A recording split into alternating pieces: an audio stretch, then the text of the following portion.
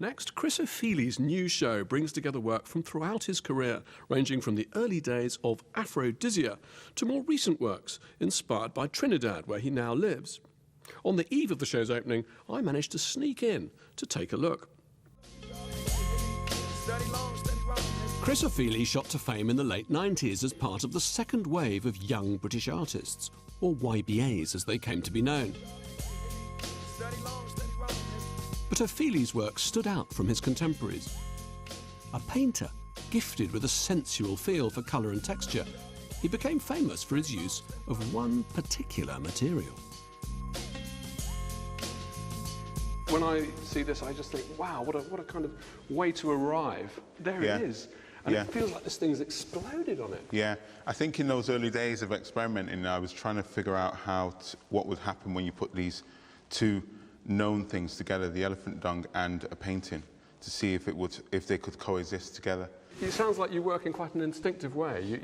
You trust your feelings. I mean, there's no such thing as a bad idea. There's bad execution, but it was just an idea. You know, it was just something that I thought would throw me into an area where I'd have to react and maybe try to, I don't know, do something that I hadn't done before.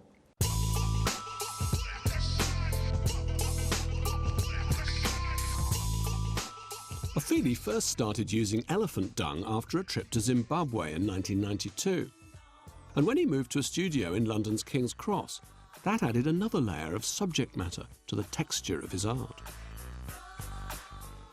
And the studio was right there by the station, so it was used in many ways like a public toilet. So you really got to see a much more seedy side of London.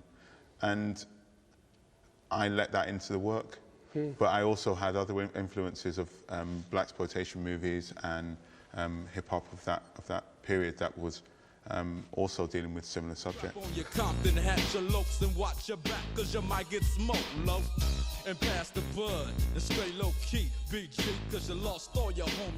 I like the way the music was put together in such a kind of cut and paste way, which is what I was trying to do in my own work as well, just to put things together that wouldn't naturally be in that place, but somehow try to make them work and make them work convincingly. You feed off what's around you, but that's one of the things that strikes me very strongly going through this show, is that, you know, oh, he's in King's Cross, you know, he's surrounded by prostitutes. This is the work he's making now. He's listening to this music. You can feel it. Yeah, I mean, I didn't knowingly move to King's Cross to immerse myself in the life of prostitution. I didn't mean to suggest that. I just meant that... Your Honour.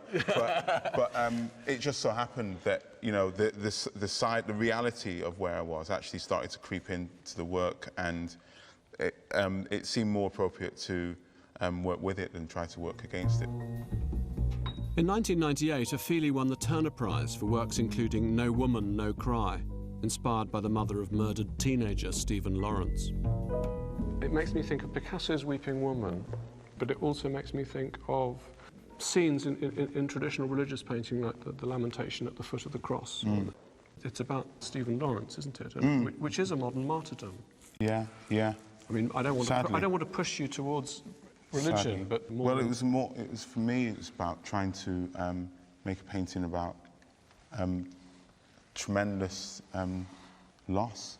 It wasn't something that I felt that I could ever do in a way that was really light-hearted and in any way jokey, which I've approached other paintings in that way. But that you've put Stephen Lawrence into the tears. He's actually there. I mean, it's... A lot of artists would have, I think, been nervous about tackling a subject so full of raw emotion and so politically contentious. I think it's admirable that you did it. But did you ever kind of think, oh, I hope I can pull this off? This is tricky for me to do, and this is hot. Absolutely, yeah. I mean, I focused on the image that was strongest to me, which was of Doreen, his mother, crying, and that just seemed like such a powerful image. When I finished the painting, it felt like that raw emotion, that sorrow was actually, it felt like that was actually in the room. Yeah. So I was very happy to get it out. To me, it's the greatest mystery of painting. It's how somebody's emotion can end up fixed on a flat bit of canvas through colour and shape. Yeah. And yet it can. Yeah. When a painting really works. Yeah, that's taken me by surprise, I think, that something made in quite by hand can actually still carry such truth.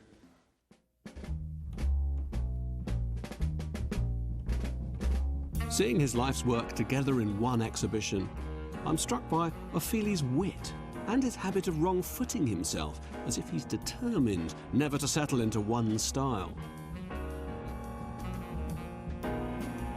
In 2005, he moved to Trinidad, taking his art in yet another new direction. Now, when I came in here the first time, I was so struck. To me, it was as if you'd stripped yourself naked.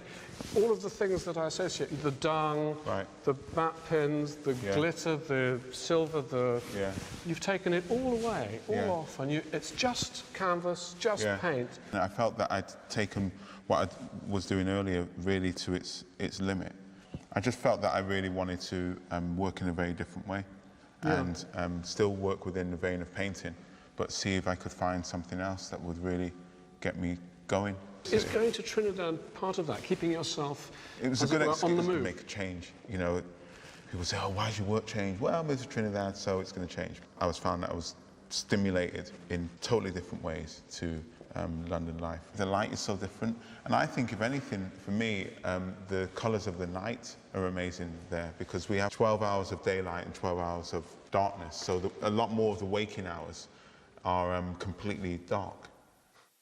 I find these pictures quite mysterious, especially this picture. I keep finding myself drawn back to this picture. It's about... who is the healer? He's a mythical character. It's just somebody that I made up, but it's in response to... you get these flowers called the yellow pui. They bloom, and they're really incredibly bright yellow, and then the next day, all the flowers will be on the ground. So every single life into death, just like that? Just like instant. So I was thinking about the fact that there could be this character who's essentially completely without light, that has to consume light in order to remain dark. So that's how I picture them. It's a wonderful picture. Before leaving, we went to see a series of paintings that's always intrigued me, housed in a structure by Ofili's friend, David Adjaye. I really like the fact that we've got this tunnel sort of experience in the middle of the show. It breaks things up. Yeah, I mean, this corridor is about slowing yourself down and almost emptying your luggage as you go into the space. I like that. I like that. One of the most enigmatic of Ofili's works, the upper room, is a kind of mock Last Supper in which the roles of Christ and his disciples are assumed by a troupe of multicoloured monkeys. I've always wondered which one was Judas, if there was a Judas. There is a way of telling. I've forgotten. But there's a way of telling. I put something in one of the paintings, and it's clearly Judas. If you find that one thing. There's going to be people coming to this exhibition for the next however many months, and they're going to be looking for the sign that tells you it's Judas. Perhaps we should have a competition. No, you shouldn't. No, because I know I've got an idea where it is, and it's really not easy to find.